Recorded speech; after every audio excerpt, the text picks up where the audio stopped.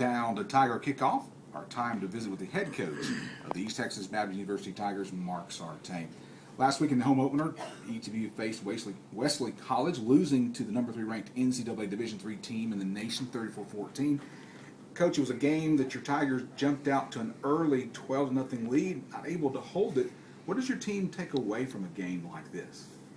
Well, two things primarily, and we mentioned one of them at the conclusion of the game in our get-together there on the field. That to become the type of championship caliber team and program that we desire to be, you've got to learn from championship caliber teams and programs. And what I shared with them is that one thing you need to take from this is a lesson as to how a championship program, how a championship team responds to overcoming their own mistakes, overcoming a slow start in a road game in a hostile environment and harsh conditions, and Wesley never they never were upset. They never got out of their game. They lost their composure. They just kept on keeping on because they knew what it was going to take to turn it around. So we want our guys to learn that from it. We also want our guys to see how we fought tooth and nail with the number 3 team in the nation, a team that starts more seniors than we have on our roster, that's played 30 ball games in the last 2 years, and 10 of those have been in the NCAA playoffs. So, the score doesn't indicate the competitive nature of the game, and there are several aspects of the game that we actually dominated physically, and so we're going to take some really positive things away, and hopefully our opportunity for an upside will be greater than Wesley's, and when we meet them again in late November, early December, there'll be some different outcome. I noticed one thing in total yardage. Y'all stayed pretty head-to-head. First downs, you stayed head-to-head. And I saw your interview on ETBUsports.com after the game where you talked about, as a coach, you always see vast improvement between that first game and that second game. So what kind of improvement are you expecting to see this week against Austin College?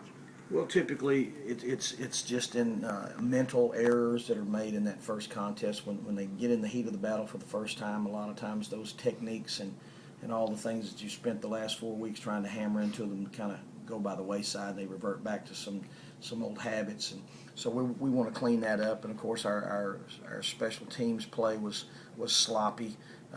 We had just some failure to execute in some critical areas that we've just got to get fixed, and those are the kind of things that will make for a totally different appearance to the game, and hopefully put us in a better position to win.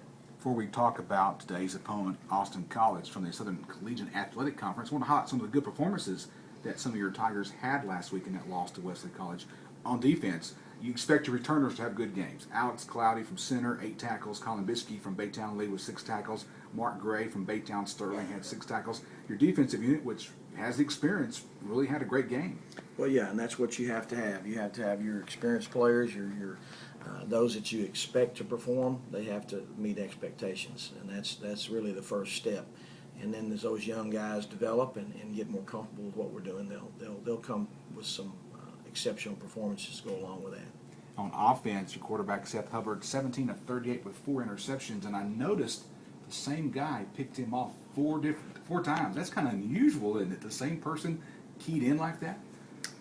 I don't recall exactly what the coverages were, the different routes combinations were, but Seth knows our offense extremely well, probably as good as most coaches do, and that has really been one of his obstacles as well, because he can pre-snap a defense and pretty much know where he's going to go with the ball, and his problem is that he started looking straight to that, and I think if the records would bear this out, that it was probably a safety picking him most of the time, and those are the ones that are looking at your eyes, and so he's just got to back up a little bit and make sure he's doing the fundamental things with his eyes that he needs to do as a quarterback. He knows what's going on. We don't have no worries there.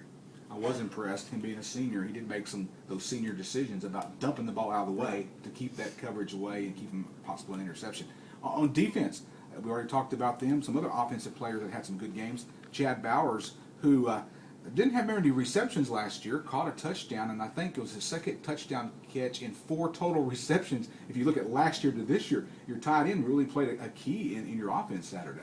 Well, and I think he's got to continue to play a greater role also. and that's to take full advantage of how people are playing us in the secondary and how they play our running game.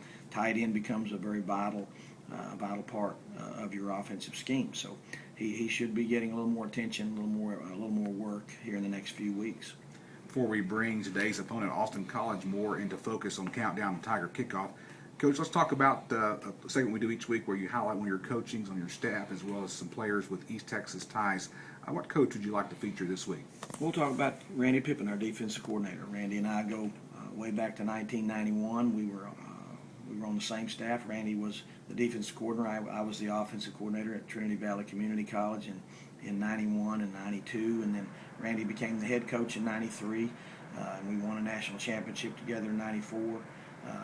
I went back into the high school ranks. He continued to move around in the college ranks, and we got back together last year. It was his first year back with us. It's his second season as a DC, and we saw some marked improvement in our defensive play yesterday. We were really pleased with the way we handled the line of scrimmage. We created some turnovers. We did very well in the critical downs. We still gave up too many big plays, but we worked hard on the defensive side of the ball to iron out some of those wrinkles. Randy's done a good job of assembling the staff and getting things on paper for us, game plan wise. But we hope that he and I have the same chemistry that we found in 1994 that led us to a national championship at Trinity Valley. And of course, very good friends of the family, been there for everybody's children being born and all that kind of thing. So it's good to have Randy with us. I like to watch his enthusiasm on the sideline. He really gets into leading that defense. Now let's move to two of your players who have East Texas ties. I hope folks who are listening will realize that if you live in the East Texas area, you need to come out and support the Tigers because there's so many players on the roster who played their high school football right here in East Texas. Who are the two players you'd like to talk about this week?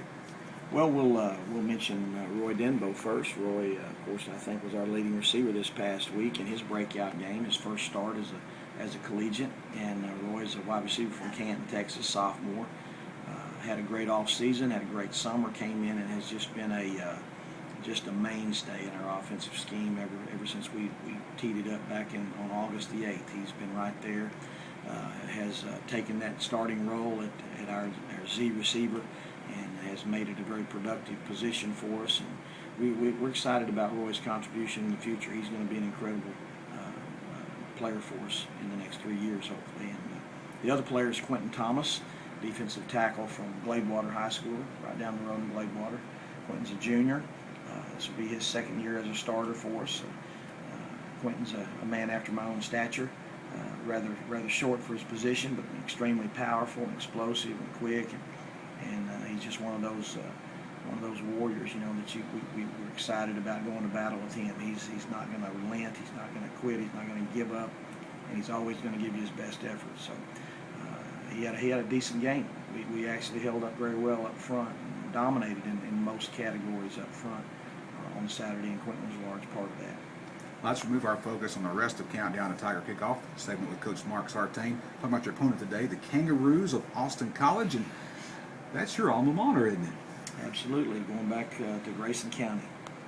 And playing in Apple Stadium. As you face Austin College today, they lost last week to American Southwest Conference member Texas Lutheran 38-16. It was a ball game that they led most of the way, but kind of lost it in the end. What do you expect from them as you've looked at the game video? Well, I expect a tenacious performance. They really are, they get after it group. They play extremely hard. They execute well.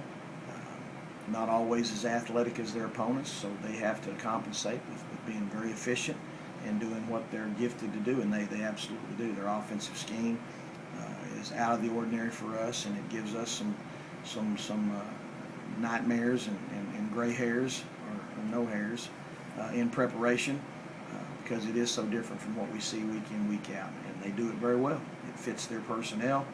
And Coach Dawson does a great job of rallying those kids and getting ready week in and week out. And they'll be much improved over last week as well. They'll iron out some of those issues that they had, offense, defense, special teams, and it'll be a different. They'll give us a different look. The 0-1 Tigers against the 0-1 Kangaroos. Coach, best of the Tigers today. Thanks, Mike. Thank you for listening to this segment of Countdown to Tiger Kickoff. Don't go away. Kickoff from